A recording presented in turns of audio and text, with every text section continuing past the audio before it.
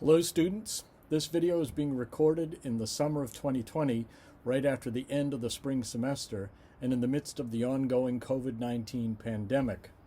Since we do not yet know for sure what format our classes will take in the fall, and since there's some likelihood that at least some of us, both students and faculty, will have to be away from campus for a time should the mitigation plans prove ineffective, or should compliance with or enforcement of public health guidelines prove impossible, I am preparing a video version of each of my lectures for the class to have it ready if and when it is needed.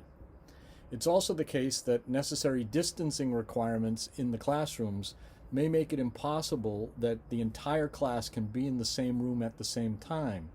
In that case, those whose turn it is to stay away from campus may find these video lectures a better option than relying on a live classroom feed via Zoom or some other technology. So if you're watching this video, it means that we are, for reasons of public and personal health, still unable to meet together in a traditional face-to-face classroom format. All the same, I'll continue to do my best to teach you what I know with whatever tools I have at my disposal. Enjoy the lecture. So we will continue our study of argumentation now that we have a basic familiarity with the components of an argument and know something about how to analyze the structure of an argument. We'll turn now toward distinguishing between types and forms of argumentation, the types and forms especially that are the most commonly used in public argument.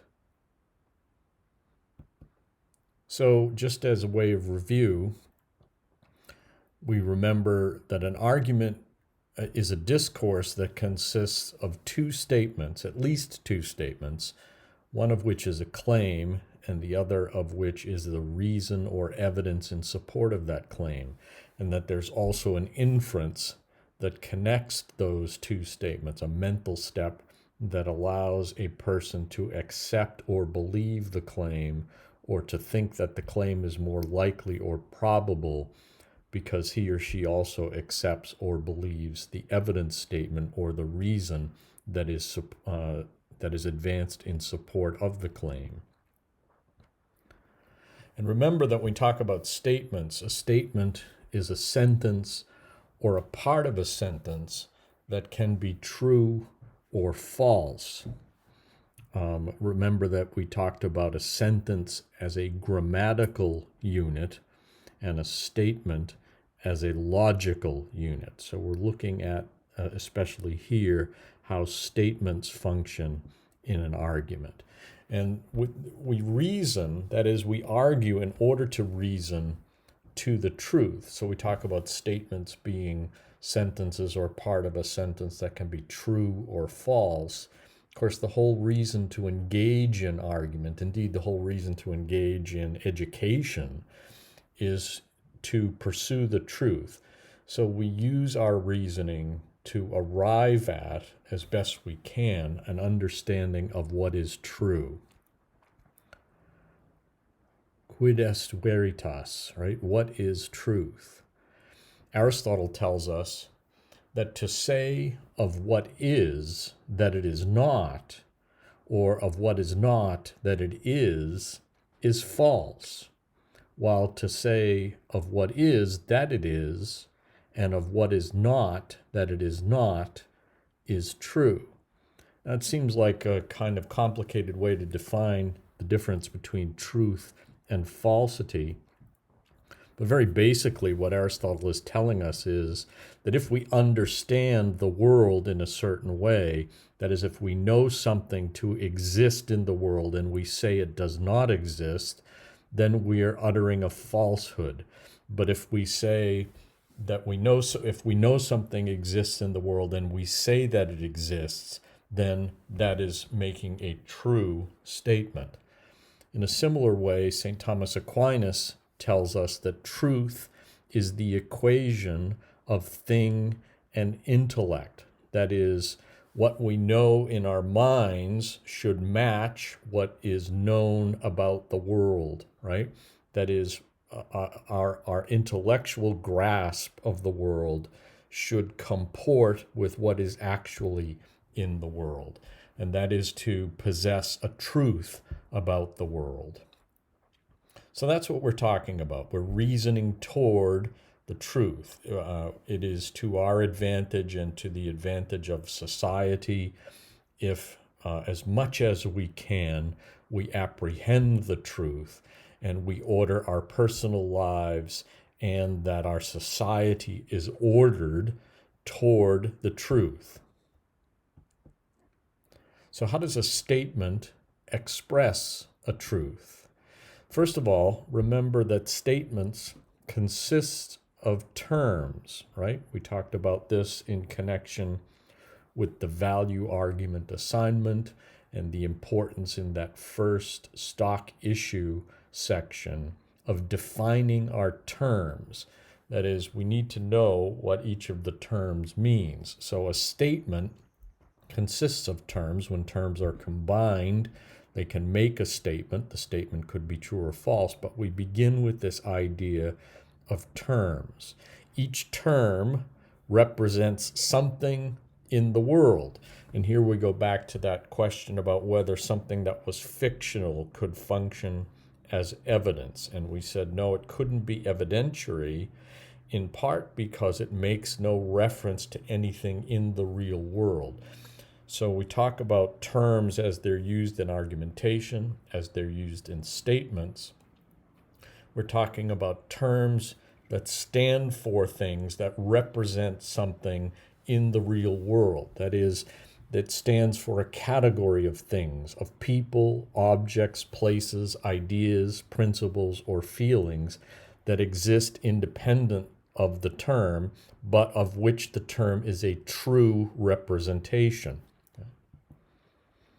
So in any statement, you have two terms at least, right? But the two terms are the subject term and the predicate term. And subject terms represent the object or the category which the statement is about. And a predicate term represents the object, the category, which tells us something about the subject. So subject terms and predicate terms. And in the last third of the semester, we'll be dealing with subject terms and predicate terms in a much more significant fashion as we begin to analyze syllogisms. But let's introduce these ideas here because we're talking about how terms are used to construct statements. We want to understand the terms because then we can make a judgment about whether a statement is true or false. So we break down the statement and we look at the different terms. We have a subject term, the subject term representing the object or category that the statement is about. And we have a predicate term that tells us something about the category of the subject term. So here's some examples. So if I say argument students are ambitious people, argument students is the subject term here. That is, the statement is about argument students. And then the predicate term tells us something about the category of the subject term. So what I'm saying is that argument students are ambitious people. The predicate term ambitious people obviously is not doesn't consist only of argument students, but the statement in effect says people who are in the category of argument students are also in the category of ambitious people. So I have a subject term. The statement is about argument students. Argument students is a term that represents some people in the real world, including all of you, and so it makes a reference to, makes reference to a category or class of people who are enrolled in an argumentation class, for instance, right? And then it says something about that category or class of people. It says they are also part of the class, not the entirety, but part of the class of ambitious people, right? So subjects and predicate terms, subject terms and predicate terms represent classes or categories of objects, things, ideas, feelings, places, or people, in this case people, in the real world. Here's another example. COVID-19 is a serious illness. So we have a subject term, COVID-19. That's what the statement is about. And it says COVID-19. In this case, there's a class or a category that consists of only one object, if you will, the virus or the illness, COVID-19. But it says it's also in the category of serious illnesses, right? So the predicate term, serious illnesses, might include a number of different things: cancer, heart disease, AIDS, but it says COVID-19 is in that category. So the predicate term tells us something about the subject term. President Trump will be reelected. Here we have a statement about President Trump. President Trump is the subject term. We have the predicate term of politicians, and it's sometimes a good idea to attach a noun to the predicate terms to remind us that we're talking about a class or category of people or things in the real world. So we could say President Trump will be reelected, or President Trump will be among those politicians who will be reelected, right? So the predicate term tells us something about the subject term. Unemployment is declining in America. So unemployment, which is a condition, a labor condition, right? It's a class or category of, in this case, people who are without a job, but unemployment is the subject term. And what is told to us about unemployment, or what is said about unemployment, we get that from the predicate term. That is, it's an economic measurement which is on the decline in America. So, subject terms and predicate terms. So every statement aims to make a truth claim by its combination of subject terms and predicate terms. It's aiming to say something true about the real world. So a statement makes a truth claim about something or some condition in the world. We might agree or disagree with any one of these statements, but the thing is, if somebody advances a statement like this, that is, if they assert such a statement, they are making a truth claim. All criminals should be punished. Some politicians cannot be trusted. Notice each of these has the subject term and the predicate term. Most consumers are environmentally irresponsible. Public transportation is not too costly. She was miraculously healed of her cancer. Mexican food gives many Irishmen heartburn. John Adams was a great president. Soccer is played in Morocco. Abortion is murder. A thunderstorm is expected tonight. Immigration enriches the American character. Now, obviously you can see that a number of these statements, perhaps any one of these statements, all of them perhaps, make a statement or advance a statement, assert a statement that could be controversial. That is, they could be claims in an argument. And so if somebody advances a claim like this, John Adams was a great president, you clearly might find some historians who would challenge that statement or disagree with that statement. And so we would expect the person advancing such an assertion to provide reasons in support. But it doesn't change the fact that when the claim is asserted, right, that statement makes a truth claim. It says, in effect, that the person who asserts the statement believes it to be true and wants others to accept it as true. And if the members of the audience, the listeners or the readers, don't accept it as true right away, we would expect that the reasons offered, that is, the evidence given in support of the claim, would be sufficient to have them come to an acceptance of the statement as true.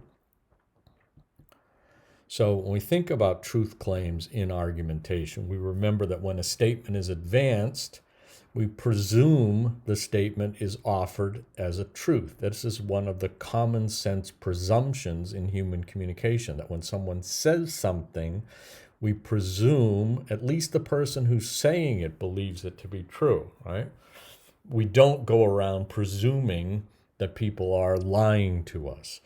So when a statement is advanced, we presume the statement is offered as a truth, that is, as a representation of what the speaker or the writer believes is true, and so also wants us as listeners or readers to also believe.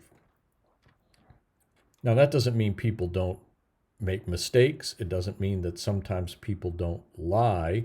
They do. We know that.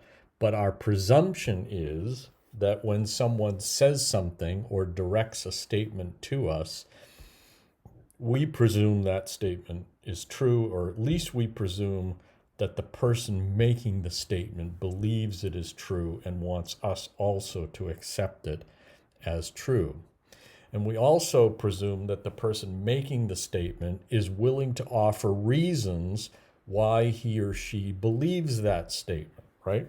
So if, as we take any of those examples in the previous slide, a person asserted such a statement and found it to be controversial, or had members of his or her audience that disagreed, right?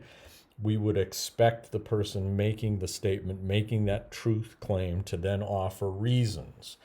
The expectation would be there, and certainly the obligation, the burden of proof, if you will be on the person advancing the controversial statement, the controversial truth claim, to provide the reasons why that statement should be accepted as true.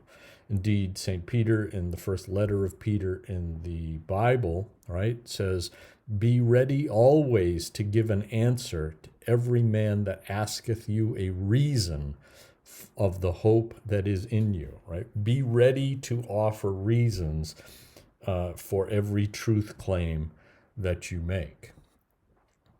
So, should I believe something? Should I accept something as true? How do we know, right?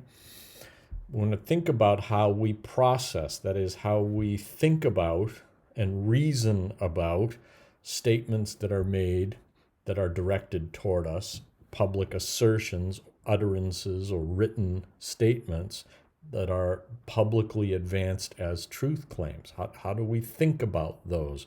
What's the process or the inherent structure of human reasoning? So it manifests itself, that is, that process of thinking about our structure of human reason manifests itself in 3 acts of the mind. Now, offer these separately, but in fact, we're doing this almost simultaneously as we process communication. But it's clear that there are 3 different things at least going on. The first is understanding, then judging, and then reasoning about any truth claim that is advanced, that is, any statement asserted as a truth claim. So what does that mean? Understanding, first of all, is focused on terms in a statement. Judging, we focus at the level of the statement or the proposition itself. So we begin with a question of the terms, then we look at the statement, and then we go to the level of the argument. So you notice you have terms. A statement consists of separate terms, right? So we need to know what those terms mean. That is, we need to understand the terms. Then those terms are combined into a statement, right? And so we need to know whether that statement is true or false. We make a judgment about the truth or falsity of a proposition. And then an argument consists of a combination of statements. Remember, an argument must have at least 2 statements, a claim and evidence, right? And then we would be focused on reasoning about the argument, that is, about the combination of statements. We would be reasoning about whether the inference that is invited is warranted or not. So if we get through all of those steps and we accept the definition of the terms, that is, we understand the terms, we accept the truth of the claim or the proposition, and we accept the reasoning, or we follow the inference as we're invited to do, then we would assent to the truth of the claim. So understanding, we ask basically, are the terms clear? So we talk about terms, we're talking about words, phrases that represent classes or categories of things, objects, people, ideas in the real world. And we want to know, are the terms clear? That is, do all participants in the argument agree that a term used is meaning the same thing, right? Do we have an understanding about what the term means? So terms are either clear or unclear. Again, go back to the value argument assignment and the importance of defining your terms before you get too far into the argument so that there's no ambiguity about what the meaning of the term is. So that first step, understanding, are the terms clear? And then when the terms are combined into a statement, we ask, are those statements true? Remember, a statement is a sentence or a part of a sentence that can be true or false. And so here we would be judging, are the statements true? Statements are either true or untrue, or true or false, right? So terms are clear or unclear. Statements are true or untrue. And then we combine the statements into an argument, and we would then engage in reasoning. That is the argument valid, or is it persuasive, or is it convincing, right? So arguments are either rational or irrational. That is, especially when we're talking about deductive formal reasoning, which follows rules of inference. Either those arguments are valid or invalid. That is, they either follow the rules of inference or they don't. And we'll be focusing on that kind of reasoning later in the semester. Or we could just ask in a more informal way, are the inferences here warranted or unwarranted? That is, every time somebody advances an argument, two statements, a claim and evidence, they're also inviting us to make an inference. And so we would be reasoning about whether that inference is warranted. That is to say, whether the evidence or the reason that is offered, the proof, whether that's sufficient to support the truth of the claim that is advanced. So this is how our the mental furniture that we use to digest and critically think about argument. Now, we've broken it down into these different steps and processes, but really we're doing this all the time while we're engaged in conversation or reading. We're thinking about, are these terms clear? Are these statements true? And is this argument valid? So if we want to engage in ethical argumentation, and I hope all of us do, right? We can remember that as ethically responsible arguers, it is our obligation or responsibility to then use terms clearly and consistently to advance claims that are true. That is to say, we advance claims at least that we believe are true. They may be controversial, and there may be people who don't accept them as true, or it may be not possible to know for certain that something is true, but we should not deliberately advance claims we know are false, right? So we're using terms clearly and consistently. We're advancing claims that are true, and for that matter, evidence statements that are true. And we should make and invite inferences that are reasonable. These are the responsibilities or obligations of an ethical arguer. So we use argument to gain conviction about what is right, true, good, and beautiful. It doesn't mean that there aren't controversies about any of these. It simply means that our obligation is always to promote what is right, true, good, and beautiful to the best of our ability with the intellectual means that we have available, that is, by our own reasoning and use of language and argument.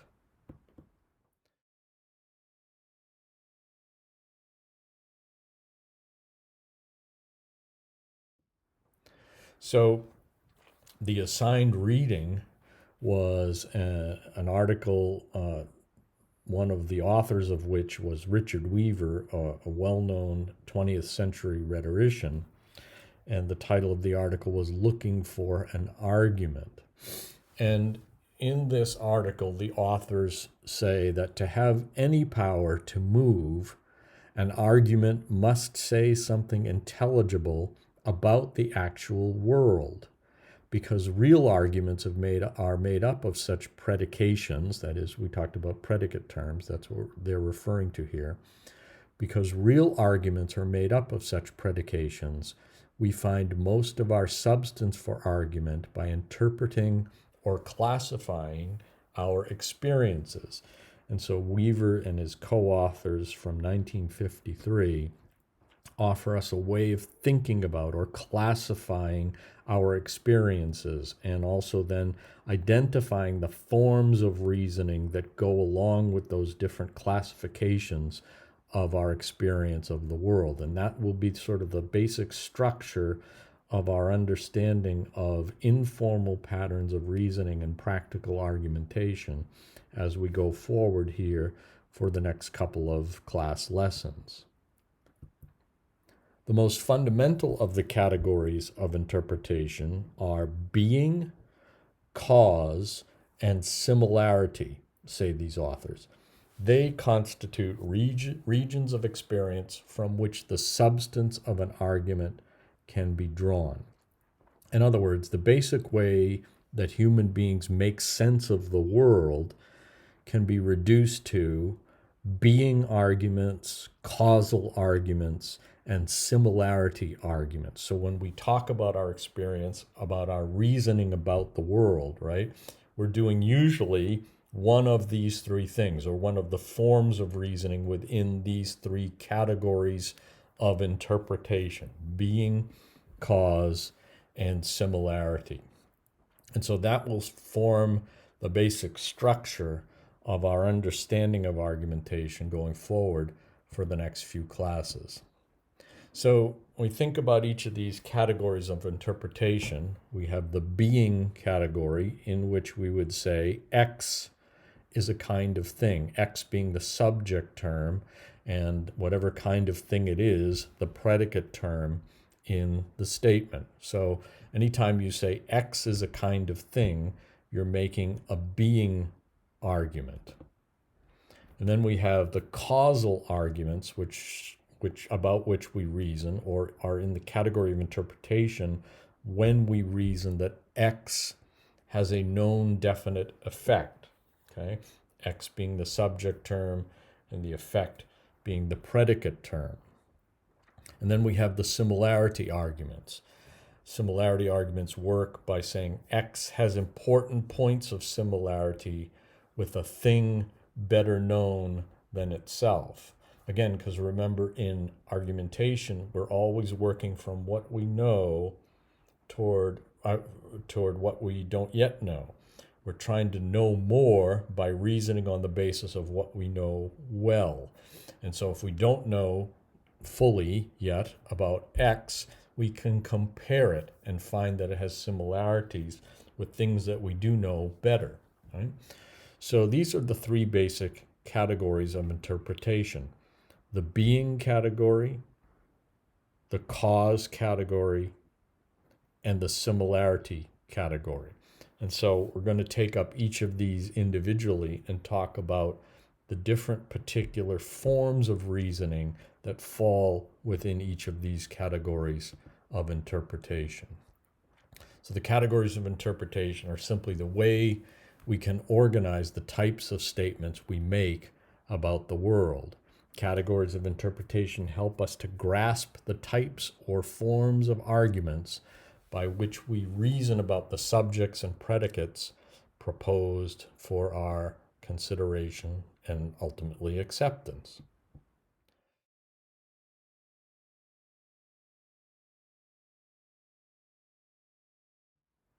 So we'll begin by focusing on the being category, and then in further lessons we'll get into the causal argument category and the similarity argument category. But in what remains here today, I want to talk about the different forms of practical reasoning. By practical reasoning, I mean the forms that we use in ordinary conversation, not formal deductive rules of inference kind of reasoning, but just the way that we normally reason about things going on in our world. And the first of those categories is the being category, where we find different ways of determining what is. So it's important here to focus on that verb to be, because that helps us identify this as a being category argument. So here are some of the types or practical forms of reasoning that we use that fall into this category. And I would encourage you to print out that document on these different forms of reasoning and sort of follow along with the descriptions and examples in that document. But I'm going to list them here and then talk about them each individually. So the argument from definition, argument by division, the dissociation argument, the generalization argument, the argument by example, the hypothesis argument, and the transitivity argument. So we'll talk about each of these individually and give you some examples as we go along.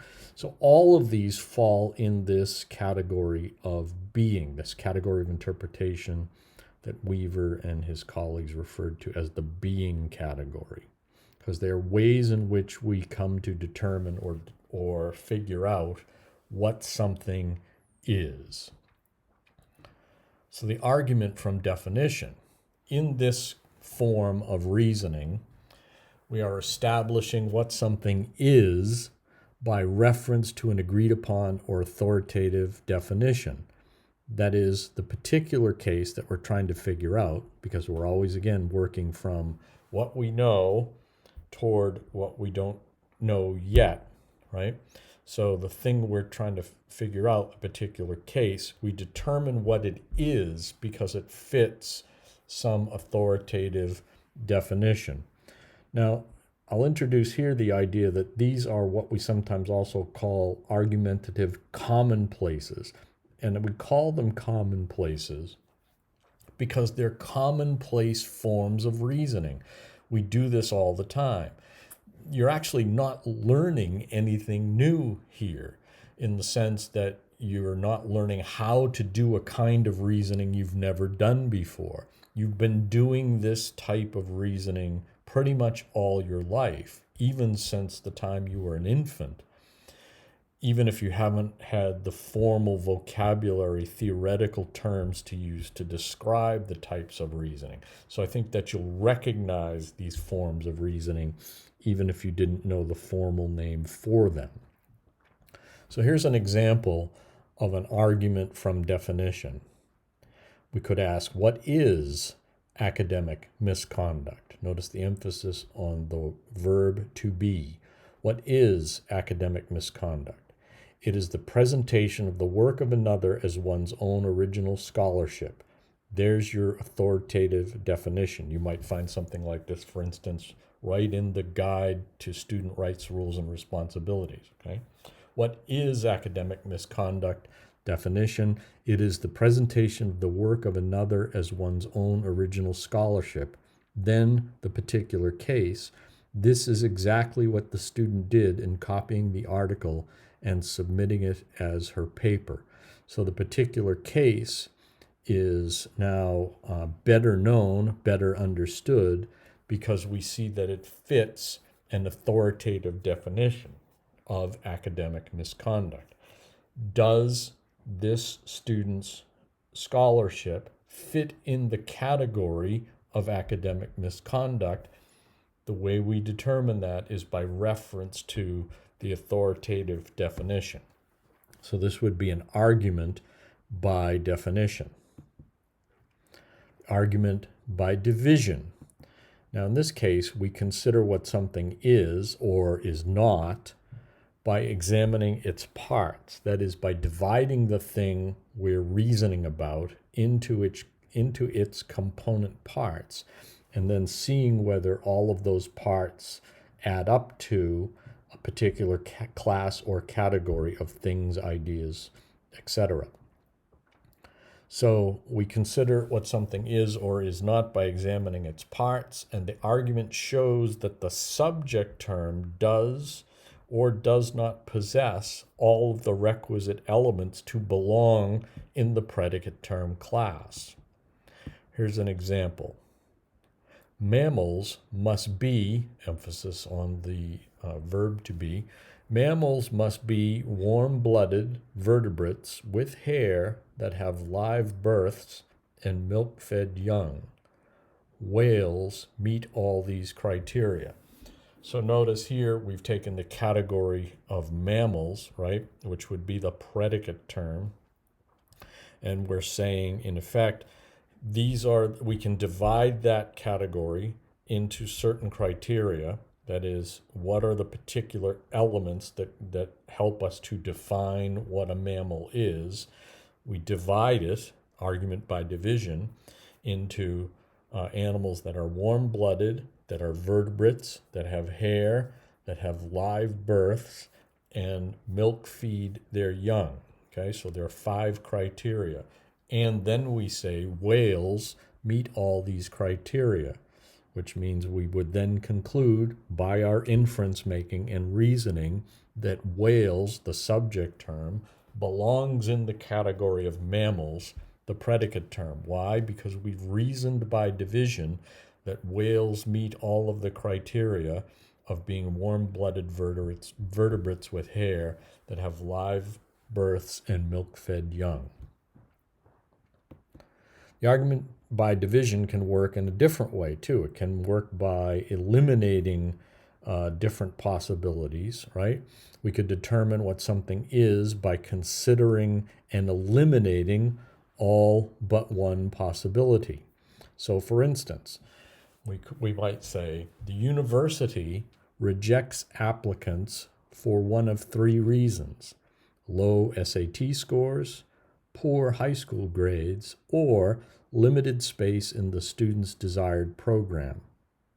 The first 2 have been proven impossible since this person was very bright.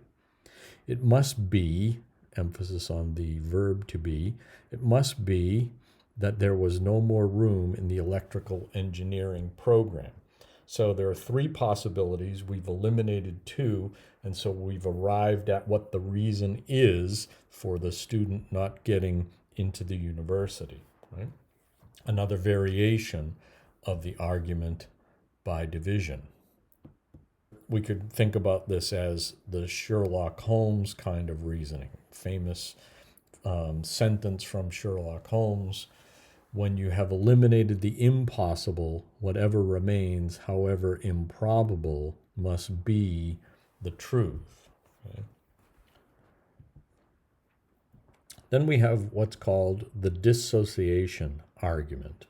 And the dissociation argument considers a particular thing from different perspectives. Again, go back to the value argument assignment and our focus on, after definition, our focus on determining what various perspectives we could use to explain or argue for the value of a particular thing, right? We might consider, for instance, films from a cinematic perspective and from a business perspective, right?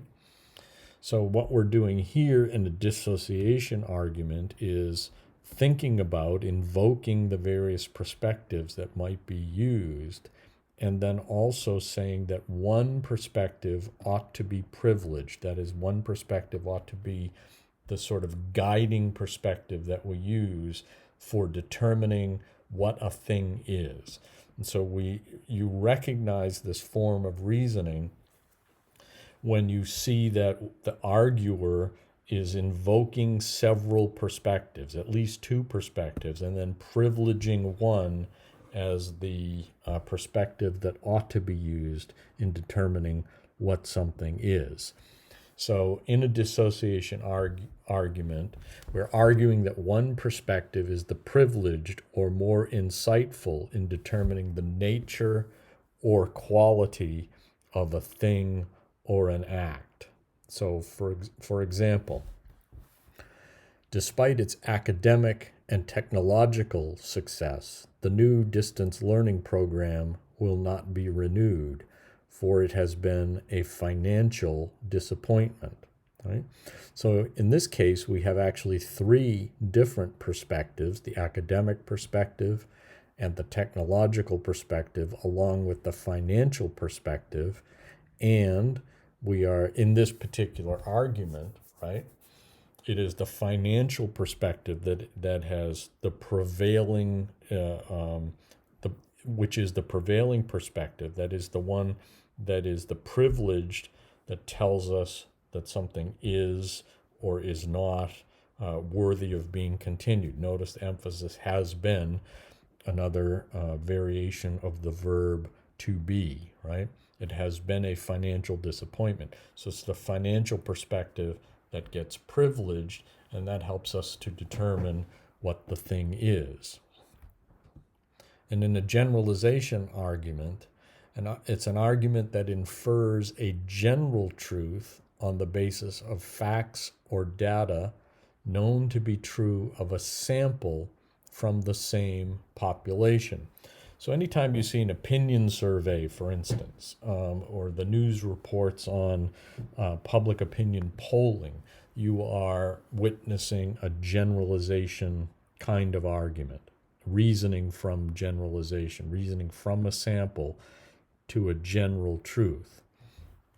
Here's an example. A survey of 300 undergraduates at the end of the spring semester indicated that 72% of UNH students are willing to take one or more of their classes online.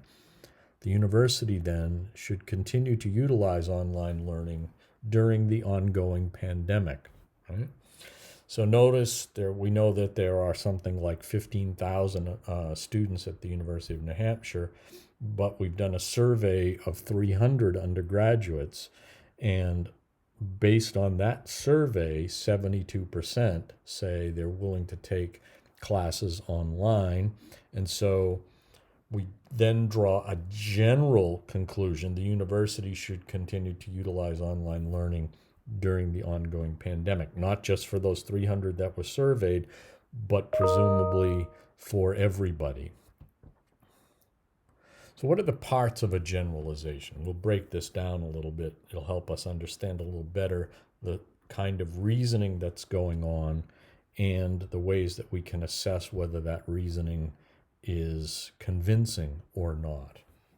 So we have a target population, and the target population is the group about which the claim is made.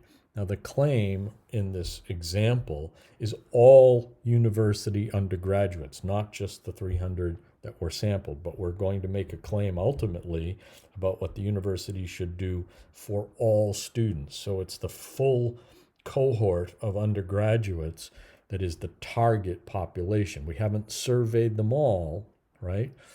But we're going to make a statement about them all as a result of our reasoning. So they are the target population.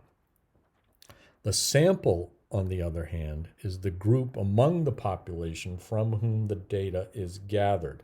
And in this case, of course, we're always moving from what we know to what we don't know. And we don't know precisely what the opinion of the 15,000 students are, but we do know for certain what the opinion of the 300 that we sampled are, right? So the sample is the evidence here. and it's the group among the population from whom the data is gathered. And we use that evidence to then make a claim with regard to the target population. And the projected property is what functions as the predicate term in the claim, right? That is to say, the projected property is that which is found to be true in the sample and claimed also to be generally true of the population. So in this case, the projected property is that 72% of the sample are in favor of taking at least some of their classes online. And so if we say if that's true in the sample, it will also be true of the target population. Okay? Let's go back to the example. The target population is all UNH students. The sample would be the 300 undergraduates who actually responded to the survey, and the projected property is the willingness of 72% of them to take online classes. So that was true, we know, from the data gathered in the sample of the 300, and so we're saying it's likely also to be true of the target population of all UNH undergraduate students. So how do we test a generalization? That is, how do we determine whether the claim that is made in a generalization argument is warranted or not? So first we would need to know about the size of the sample. Have enough members of the target population been examined to warrant a general claim? So one consideration is how many people were in the sample and how does that compare to the size of the target population? We would want to know whether the sample was collected randomly, and that's simply a measure of asking, has every member of the target population had an equal chance to be included in the sample? And then we would also want to measure or understand the spread of the sample, which is a way of asking, does the sample consider all of the differences that make a difference?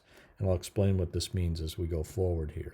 So in our example, we take each of these tests and we would first ask whether 300 undergraduates is a sufficient number on which to base a claim about 12,000 undergraduates. You might say, well, 300 then doesn't really seem like a lot. And the answer to that question, is it large enough, right? Is the sample size sufficient? The answer to that question has to be based in light of what we know about the other tests. That is, we want to ask also, was the sample selected randomly, and does it consider all of the different differences, that is, all of the different characteristics that are important in the spread of the sample? Sometimes you see, for instance, political public opinion polls reporting how an election is likely to turn out, right? And the sample sometimes might be just 2,000 or 3,000 registered voters, and it's making a claim about a target population of maybe 170 million registered voters in America. Well, how is that possible? Well, it is possible at least to get within a margin of error of 3 or 4% if the sample is selected scientifically, that is, according to the best practices of opinion polling research, right? And so that's one of the things that these specialists in opinion polling do very well. They know how to select a sample that's big enough because it's, and without having to actually survey 100 million people, they can select a sample, a much smaller sample, because the sample has been selected scientifically. That is, it's been done randomly, but it's also considered all of the differences that make a difference. That is, it's considered all the different characteristics, people from different states, people of different ages and races, people in different income levels and the like, people of different political parties, right? And they've selected that sample appropriately according to those characteristics, and that makes it a scientific sample, much more reliable than just 300 people that you might stop on a street in one place. So then we go to the question of randomness, right? Did every undergraduate have a chance to be in the sample? If you gathered your sample by standing outside of Holloway Commons with a clipboard and asking every third student who entered to fill out the survey, that would not be a random sample.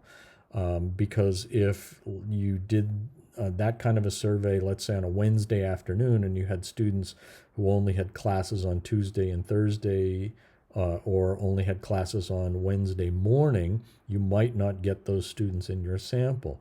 If you had students who don't eat at Holloway Commons, who maybe live off campus and cook their own meals, those students wouldn't have a chance to be in that sample. So to be a random sample, every undergraduate would have to have an equal chance to be included in the sample, which means to get a random sample of all UNH undergraduates, you would have to get a complete list of the enrollment from the registrar. You would have to then mix that up and then also select every 30th or every 40th person on the list to generate a sample of 300, to know that you then had any person, any individual undergraduate student had an equal chance to be included in the sample. But you would also then want to know about the spread. That is, we would want to know that the sample included all of the different characteristics among undergraduate students that might make a difference in how they answered the question about continuing to take online classes, okay? So we would want to know, for instance, if we thought these things would make a difference, did we have a number of male students and female students? Maybe the number of male and female students that go with the percentages of the enrollments of men and women among undergraduates. Did you have freshmen, sophomores, juniors, and seniors all answering the sample in roughly the same percentages that they exist among the undergraduate population? Did you have dorm residents, off-campus students, and commuters all responding to the sample? Because we could imagine, for instance, that if you are a dorm resident, you might be more willing to continue to take classes online than if you were an off-campus student living in an apartment that had unreliable Wi-Fi, for instance, okay? So if that would make a difference or conceivably make a difference, you would have to be sure your sample included all of those different characteristics among the students included in the sample. And then you would also want to think about the different majors that students are in, right? Engineering majors, liberal arts majors, Paul business majors, nursing majors. You know, some students who take lab courses might find it more difficult to do some of their coursework online than a student, for instance, studying argumentation, who might be able to do an argument class very well online. And so if that makes a difference, you would want to include those characteristics in the spread of your sample. All of this goes, all of these tests about the size, about the randomness, and about the spread, all of these go to determining whether the sample is representative. And if a sample is not representative, we would call it a hasty generalization, which is to say the claim would not be warranted because the sample was not representative. So a generalization advanced on the basis of an unrepresentative sample commits the fallacy that we call the fallacy of hasty generalization. The claim is unwarranted because the evidence is insufficient to support the generalization, and it's insufficient because the sample is unrepresentative.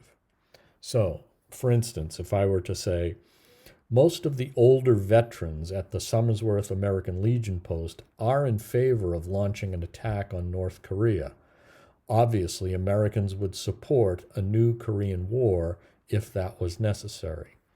So this would be a generalization argument, and the claim would be the general statement Americans would support a new Korean war if that was necessary. But obviously, too, it's a hasty generalization because the sample is not representative. Who was sampled? the older veterans at the Somersworth American Legion post, okay? So we have their opinion. So the projected property here is being in favor of launching an attack on North Korea. The sample is the older veterans at the Somersworth American Legion post, and the target population is all Americans. But obviously this is a hasty generalization because the sample is not representative. I've only surveyed a group, doesn't say how many, but a group of older veterans at a Somersworth American Legion post. So I haven't got a geographic sampling from across the nation. I haven't got different demographics. It's only older veterans, right? So presumably people in their 60s, 70s, 80s, maybe people from the period of the First Korean War. And I've gotten veterans who have a particular attitude towards the military, toward war, that might be different than ordinary other Americans in other walks of life. So there's lots of different ways why this sample is unrepresentative. It may not be big enough. It's obviously not randomly selected because I haven't selected randomly Americans from all across the nation. And it's also inadequate in its spread in that it contains the opinions only of one type or one category or class of people. So it would be a hasty generalization. And we can talk about what Aristotle refers to as the argument by example. And the argument by example is really Aristotle's version of the generalization argument. So we wouldn't be applying the same kinds of tests of a sample, but we also know that we reason very often on the basis of small samples, especially in sort of our informal conversational arguing. We reason by citing particular examples that we know well. It's the same kind of reasoning. We go from the particular to the general. And so an argument by example we could call Aristotle's version of a generalization. It's an inductive argument that moves from particular instances to a claim about the class or category, right? So for instance, I might say lambda chi alpha, phi kappa theta, and sigma nu have all had legal problems. The fraternity system at UNH is corrupt. Here I've taken three examples or three particular instances of three fraternities, right? And I've used what we know about those three fraternities, and I've made a claim about the whole or general fraternity system at UNH. So it's maybe a less formal version of a generalization argument, but no less common in the sense that we often use argument by example when we engage in conversational argumentation or reasoning with our friends, colleagues, and family. So we do generalize in the sense we go from the particulars to a general statement about, in this case, the whole fraternity system.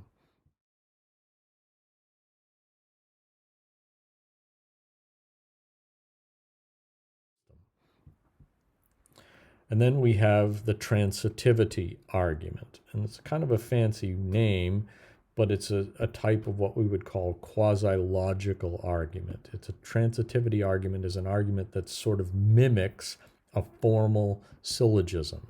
It's a quasi-logical argument, or one that works by the imitation of syllogistic form. And then we'll get into syllogisms later in the semester.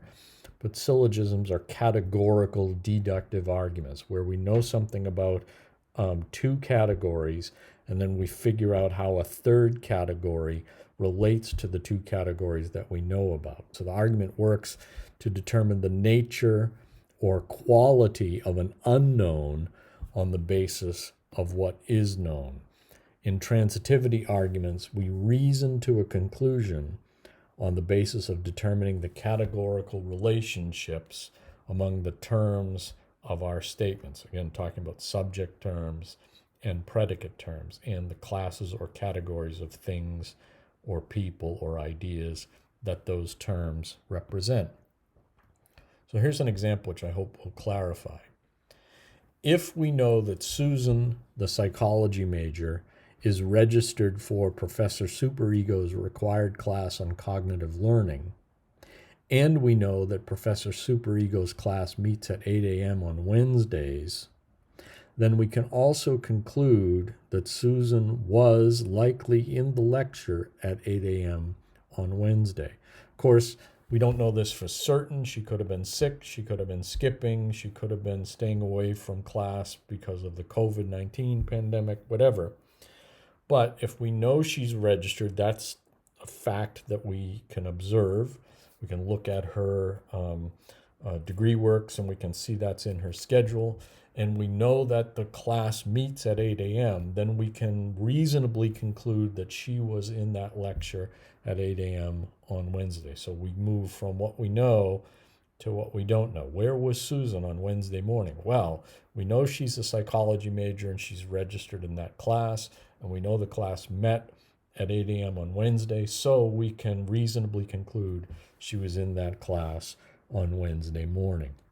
And so that's that combining of facts, combining of categorical information that allows us to reason to a conclusion based on what we know about two other things. That's a kind of imitation of syllogistic reasoning, what we call quasi-logical or the transitivity argument. Here's another example.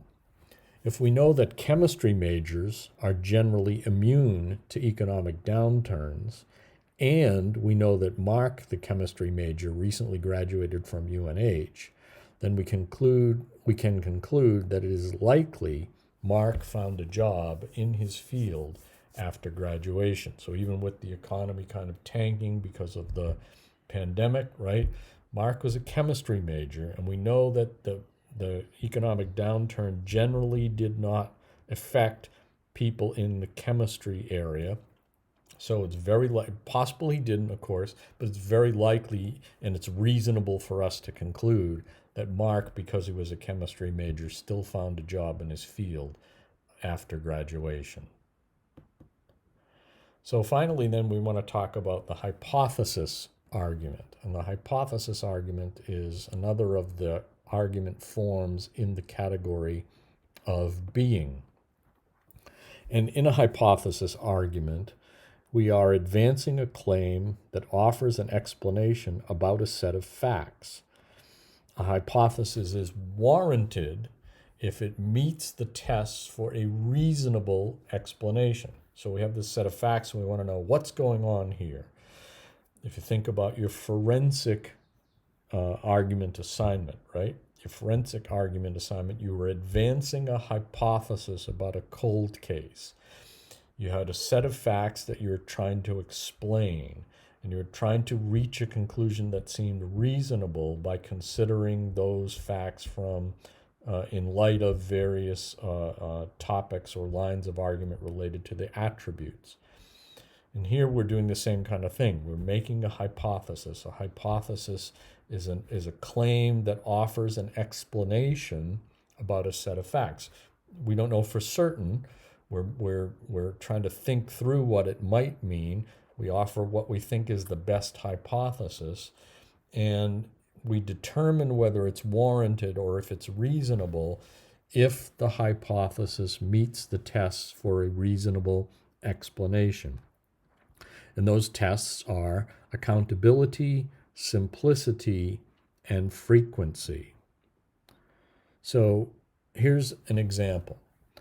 The UNH president, the UNH provost, and the liberal arts dean all left their position within the past 3 months.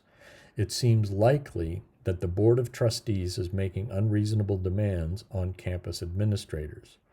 So here we have evidence and a claim. The claim is the board of trustees is making unreasonable demands on administrators. The evidence is, that is the observable facts and conditions, is that the president, the provost, and the dean all left within the past 3 months. Okay?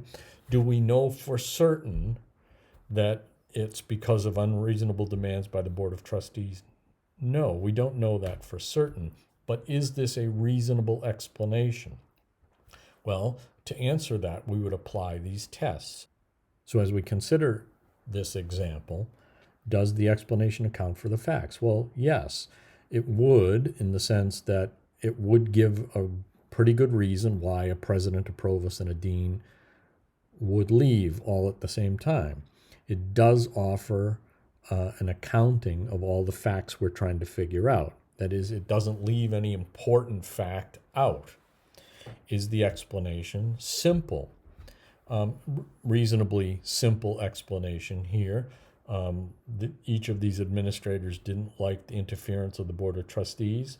It doesn't require us to believe in some vast conspiracy, for instance, outside of the known facts of the case.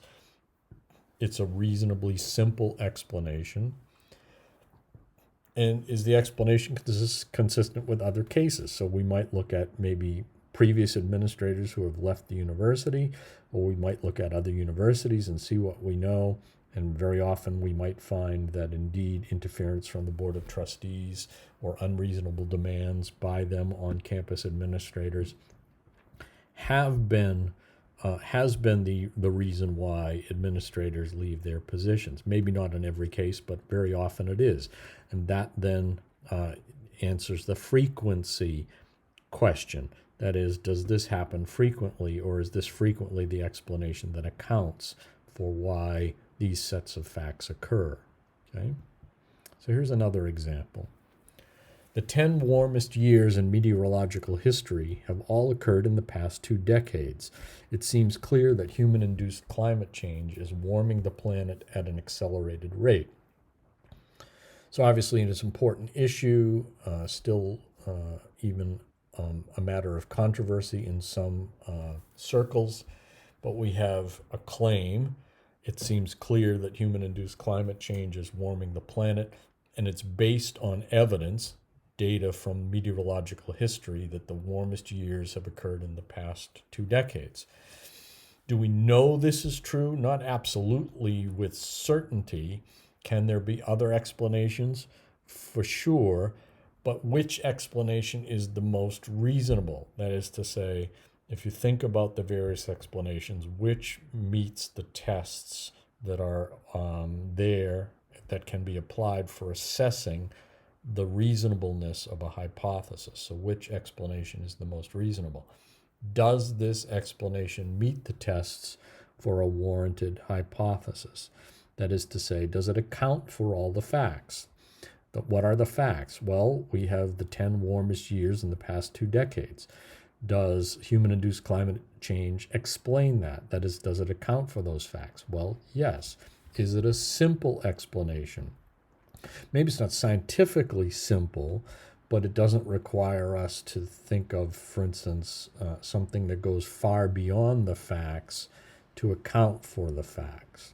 And is it frequent? That's hard to say. We don't have many other cases of global warming or climate change to compare it to, but we could, for instance, look at other eras in meteorological or geological history and see, for instance, we had an ice age and then a warming that occurred after the ice age and that kind of thing. So we could look at other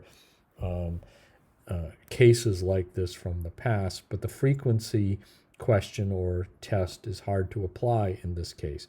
So again, we're not getting at a matter of absolute certainty here, but we're trying to determine whether a particular hypothesis is reasonable. That is, does it meet all or most of the tests for a warranted hypothesis?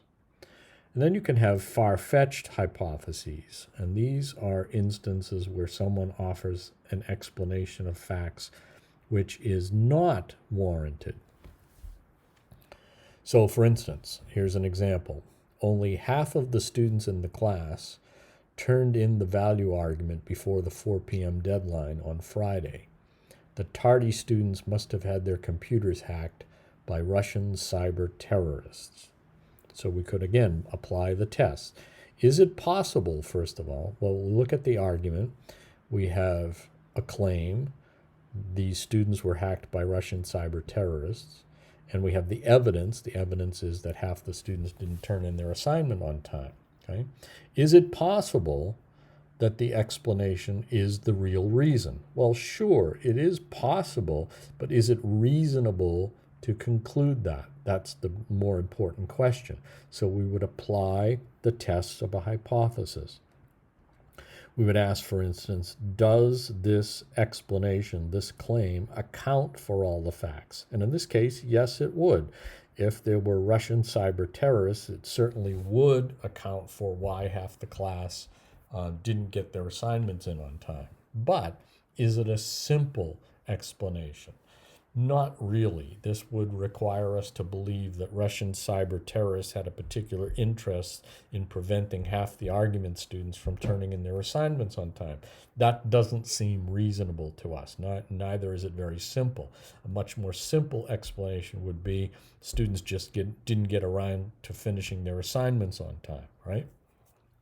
And then we would have the final question about is the explanation consistent with other like cases? That is the frequency question. So in other cases that we know, right, when students don't turn their work in on time, it is rarely, if ever, the case that it's because they were hacked by anybody, let alone Russian cyber terrorists. That's very infrequent occurrence. Much more frequent is the case that students simply mismanaged their time, or didn't finish their work, or they were being lazy, or they were seeking an extension or something. These are happening much more often. So because it fails 2 of those 3 tests, doesn't mean it is impossible, but it means we would reject that explanation as a far-fetched hypothesis. Here's another example, and this is actually based on a real case that I heard at the Office of Community Standards in a conduct hearing. The student told the conduct board that he had no idea how the marijuana got in his dorm room. He denied possessing the weed and the paraphernalia found there and claimed that while he was out of the room, someone broke in and smoked marijuana in his room. So again, the claim is someone broke in and smoked marijuana in another student's room, right?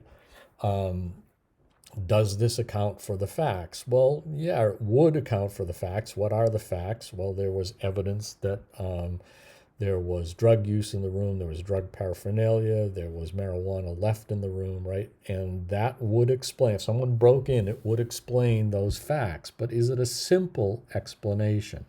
The answer here obviously would be no. It requires us to go well beyond the facts to believe not just that the student in the room used marijuana, but that someone who the student does not know broke into the room, smoked marijuana, left the marijuana and the drug paraphernalia in the room, which was then found by the hall director and the police after the fact, okay? So again, it's possible, but it goes way beyond the basic facts in the case. So it's not a simple explanation. And neither is it consistent with other cases. So it fails that test of frequency. So in most other cases, when students have violated the drug policy of the university, it's because they actually were using the drugs in their rooms themselves, and not because people broke into their rooms and used drugs in their room without their permission. Okay? So again, it's possible but highly unlikely, and so we would reject that claim or that explanation as a far-fetched hypothesis.